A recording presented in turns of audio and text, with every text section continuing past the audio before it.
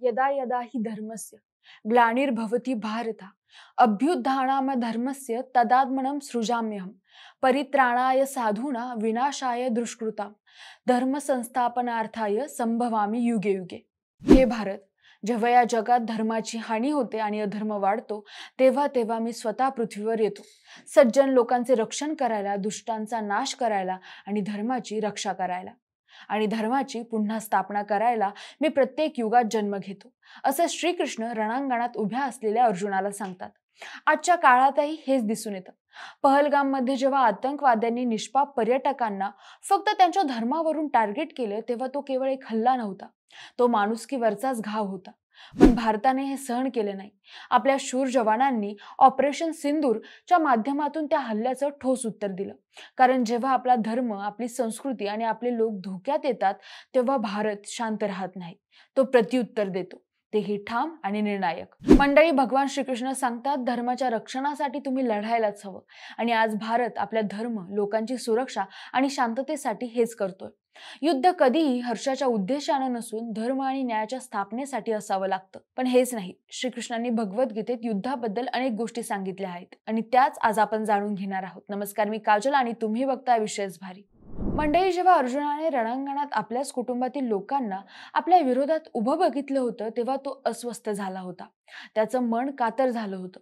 तो म्हणाला होता, मला हे युद्ध नकोय, मी संन्यास घेईन। तेव्हा श्रीकृष्ण म्हणाले होते, स्वधर्ममपि चावेक्ष न विकुमपि तु महर्षी धर्मार्धी युधाच्छेतु अंतक्षत्रियसी न विद्यते। म्हणजे श्रीकृष्ण म्हणाले होते, हे बघ अर्जुना, तू क्षत्रिय आहेस, क्षत्रियाचं सर्वात मोठं कर्तव्य म्हणजे धर्मासाठी युद्ध करणं। तुझं मुख्य कर्तव्य युद्ध करणं आहे, अन्यायाविरुद्ध लढाई करणं आणि समाजात न्याय स्थापन करणं आहे। श्रीकृष्ण हे सांगतात की दुसऱ्याचं कर्तव्य घेतलं, जसं की संन्यास किंवा वैराग्य स्वीकारणं, हे अर्जुनासारख्या योद्ध्याला योग्य नाही, कारण त्याचा स्वभाव आणि कर्तव्य युद्ध करणे। दुसऱ्या मार्गाने जाऊन आपलं कर्तव्य सोडणं हे पळपुटेपणाचं ठरू शकतं। यावरून श्रीकृष्ण हेच सांगतात की आपलं कर्तव्य कठीण असलं तरी तेच सर्वोत्तम आहे। हे धर्मयुद्ध आहे आणि धर्मयुद्धापेक्षा क्षत्रियाला दुसरं काही श्रेष्ठ असूच शकत नाही। या श्लोकात श्रीकृष्ण युद्धाचं महत्त्व कर्तव्य म्हणून स्पष्ट करतात। आजच्या भारत पाकिस्तान संघर्षात भारताचा स्वधर्म म्हणजेच देशाचं रक्षण, आपल्या सीमांचं रक्षण आणि आतंकवादाशी लढाई, यावरून देशाने वावगेपणा दाखवता येणार नाही। पाकिस्तानने अनेक वेळा शांततेचे बंधन तोडले आणि भारतावर दहशतवादी हल्ले केले। भारताच्या सैन्याने आणि सरकारने या आव्हानांना कडव्या प्रतिकाराने उत्तर दिलंय।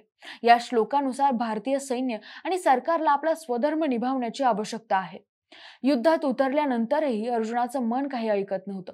तो म्हणत होता, हे माझे लोक आहेत, त्यांच्यावर बाण सोडणं म्हणजे पाप वाटतंय। तेव्हा श्रीकृष्ण म्हणाले होते की अथचेतमीम धर्म संग्रामण करिष्यसि ततत स्वधर्म कीर्ती च हित्वा पापमवापसी।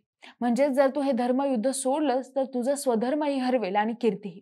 लोक तुला भेकड म्हणतील, तुझं नाव बदनाम होईल आणि सर्वात महत्त्वाचं, तू पाप करशील, कारण अधर्माचं समर्थन करणं हे पाप आहे। या श्लोकात श्रीकृष्ण स्पष्ट करतात की धर्मासाठी युद्ध न करणं हे पाप आहे, कारण ते अन्यायाला संमती देणं ठरतं। पळपुटेपणा क्षत्रियाचं लक्षण नाही। सध्या भारत पाकिस्तान संघर्षात भारताचे हल्ले करणं हे राष्ट्रीय सुरक्षा आणि कर्तव्य आहे। जर भारत शांतता आणि संयमाने राहण्याचा प्रयत्न करत राहिला तरीही पाकिस्तानकडून सातत्याने होणारे आक्रमण आणि दहशतवाद याला प्रतिसाद देणं आवश्यक आहे। पण तरीही अर्जुन युद्ध टाळण्याचे एक कारण सांगतो। तो म्हणतो की माझ्या हातून माझे मावस, गुरु सगळे मरणार, मी त्यांना मारणं हे मोठं पाप आहे। श्रीकृष्ण इथे आत्मज्ञान देतात। ते म्हणतात, अरे अर्जुना, जो आत्म्याला मारतो किंवा मेला असं समजतो तो मूर्ख आहे। आत्मा न मरतो ना मारला जातो, आत्मा अमर आहे। या श्लोकाच्या माध्यमातून श्रीकृष्ण युद्धातील हिंसेचं तात्विक स्पष्टीकरण देतात। युद्धात शरीर मरतं, आत्मा नाही, म्हणून अर्जुनाने भावनिक होऊन धर्मयुद्ध थांबवू नये। आणि अखेर जेव्हा युद्ध सुरू झालं तेव्हा अर्जुनाचा अजून एक युक्तिवाद होता। गीतेत तो म्हणतोय की या युद्धात दोन्ही बाजूंना नुकसान होणार आहे, मग यात यश म्हणजे काय? तेव्हा श्रीकृष्ण म्हणतात की कर्मण्येवाधिकारस्ते मा फलेषु कदाचन मा कर्मफले हेतु भूर्मा ते सद्गोत्र स्वकर्मणी। म्हणजेच ते सांगतात, अर्जुना, तुझं काम युद्ध करणं आहे, त्याचं फळ मिळेल की नाही हे तुझ्या हातात नाही, तू फक्त कर्तव्य बजाव, फळाची चिंता करू नकोस। या श्लोकात कर्माची संकल्पना स्पष्ट केली आहे। कर्तव्य पूर्ण करायचे, त्याच्या परिणामाचं ओझं मनावर घेऊ नये। युद्ध ही जबाबदारी आहे, व्यवहार नाही। मंडळी, भारताने 1947 पासून अनेक वेळा शांतीचं, संयमाचं आणि राजधर्माचं पालन केलं, पण या श्लोकाप्रमाणे आपलं कर्तव्य करत राहणं हेच महत्त्वाचं आहे, ते पण फळाच्या अपेक्षेशिवाय।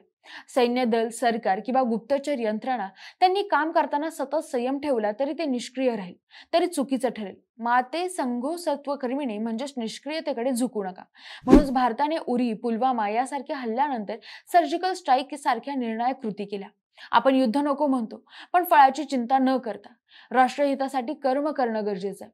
मंडळी, श्रीकृष्णाने सांगितलेल्या नीतीत धर्मासाठी लढणं म्हणजे कुठलं पाप नाही हे स्पष्टपणे सांगितले आणि त्यालाच अनुसरून भारत आपली पावलं उचलतोय. पण मंडळी, तुम्हाला या सगळ्या बाबतीत काय वाटतं कमेंट करून नक्की सांगा. सोबतच हा व्हिडिओ आवडला असेल तर लाईक आणि शेअर करा आणि आपल्या विशेष भारीला सबस्क्राईब करायला विसरू नका. धन्यवाद.